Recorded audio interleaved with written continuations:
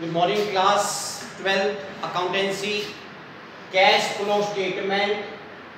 In my previous video I started the chapter which is the last chapter of analysis of financial statement of the last book, though two more chapters left in that book. Yesterday I told the meaning of cash flow statement, and then I told under what various categories cash flow statement is categorized. So I told operating activity, investing activity, financing activity, and cash and its equivalents.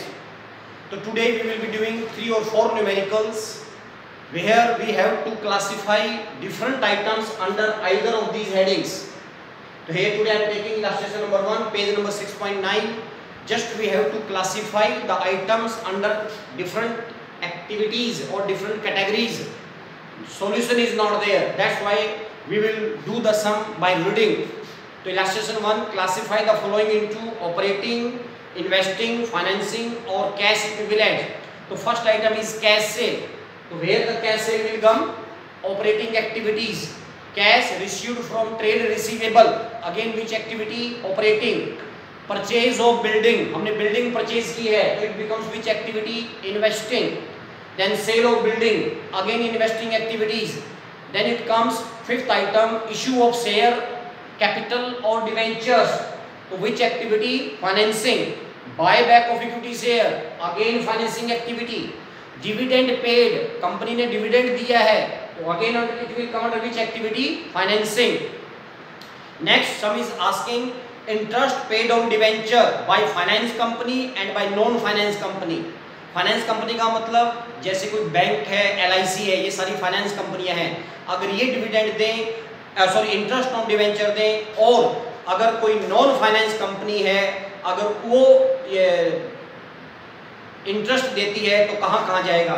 तो always remember if interest is given by non finance company, if interest is given by non finance company so it will be under financing activities, but if it is given by finance company then it will be under which activity? Operating. क्यों? Finance company का काम ही क्या होता है? Loan लेना, loan देना, interest लेना, interest देना. That's why.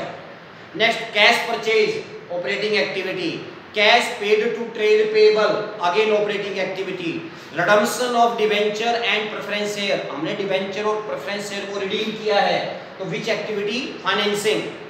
Next activity, repayment of loan, हमने loan repaid कर दिया, payment कर दिया, financing activity. Then office expenses, operating. Selling expenses, operating. Manufacturing expenses, operating. Then it is given purchase of goodwill, हमने goodwill खरीदी है तो goodwill is our assets, तो under comes under investing. All assets either purchase or sale will come here. Next is sale of patents, again investing activity. Purchase of investment, again investing activities. Then it is given sale of investment by finance company and non finance company. Investment बेची है, अगर वो non finance company है तो वो कौन सी activity हो जाएगी? Dear investing. नॉन फाइनेंसिंग का मतलब वो कोई मैन्युफैक्चरिंग भी हो सकती है, कोई टेक्सटाइल भी हो सकती है, तो वो अगर इन्वेस्टमेंट बेचती है तो वो इन्वेस्टिंग एक्टिविटी होगी. But if it is finance company तो फाइनेंस कंपनी का काम ही क्या है? शेयर्स खरीदना बेचना, इन्वेस्टमेंट खरीदना बेचना. तो for finance company sale of investment is operating, क्योंकि ये उनका रूटीन कार्य है. Next item is commission and royalty received, operating activity. Interest received on investment, interest मिला इन्वेस्टमेंट पे. अगर ये नॉन फाइनेंस कंपनी है तो ये कौन सी एक्टिविटी होगी? इन्वेस्टिंग. और अगर ये फाइनेंस कंपनी है तो ये कौन सी एक्टिविटी बनेगी? Operating. Next we are taking item number 25, income tax paid, operating. Income tax refund, operating. Bank balance, bank balance which will be under which activity, sir? Cash and its equivalent. And short term deposit into bank, it is also cash and its equivalent, right? Sum number 2, page number 6.10 as per my book. Classify the following activities into operating, investing, financing, if it is financing company or if it is non finance company. देखिए यहाँ सब लगभग same item दी हुई है. Purchase of security कौन सी activity है? Non finance company के हिसाब से बात करेंगे.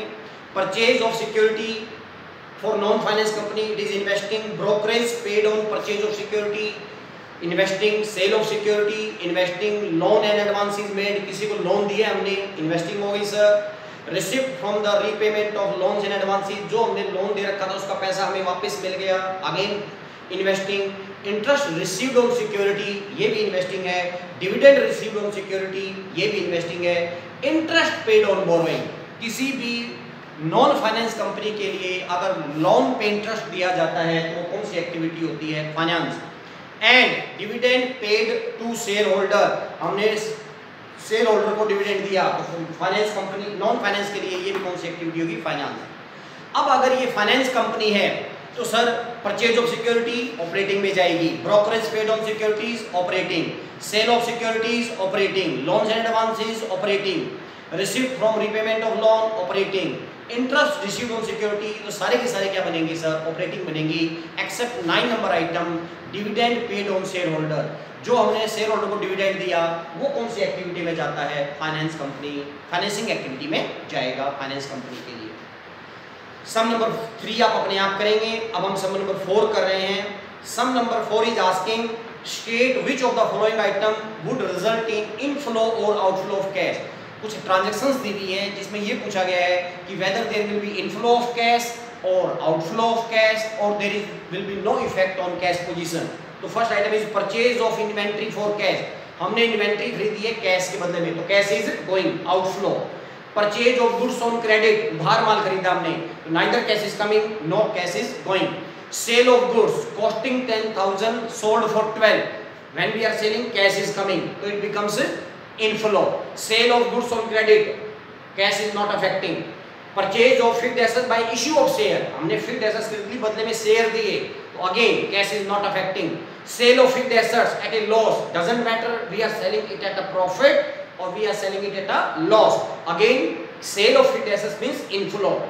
Cash received from trade receivable, money is coming, inflow. Cash paid to trade payable, cash paid, money is going, outflow. Share issued for cash, inflow. Buyback of equity shares, outflow. Issue of fully paid bonus share, हमने bonus share issue किए हैं, bonus share के बदले में हमारे पास न तो cash आता है और न जाता है, that's why no flow. Next is writing off bad debts, again provision for bad debts, हमने बैड डेब्ट्स को राइट ऑफ किया है किसके against? Provision for bad debts के, तो cash is not affecting. Declaration of final dividend, हमने final dividend declare किया है, प्रपोज किया है, पेड नहीं किया है, again it is no flow. Cash deposit into bank, bank में कैश जमा कराया, again it will be no flow because cash and bank both are cash and its equivalent, दोनों कैश एंड इट्स इक्विवेलेंट के item है. Cash कम हो गया तो बैंक बैलेंस बढ़ गया तो there is no change. Cash withdrawn from bank, again no change.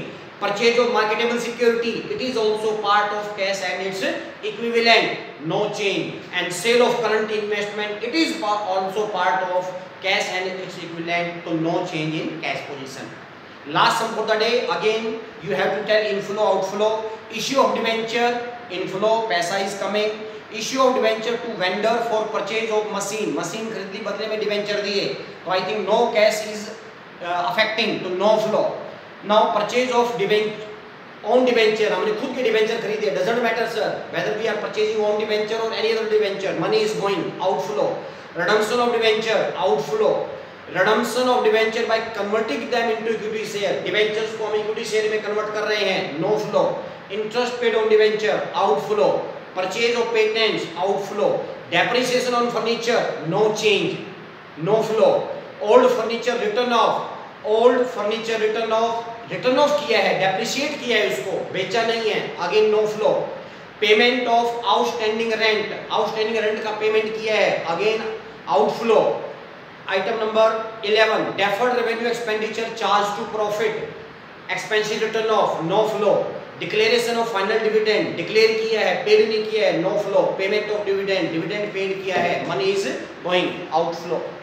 तो in this way we have done few sums which tells us whether cash is affecting or not or which item will come under which heading. Thank you very much.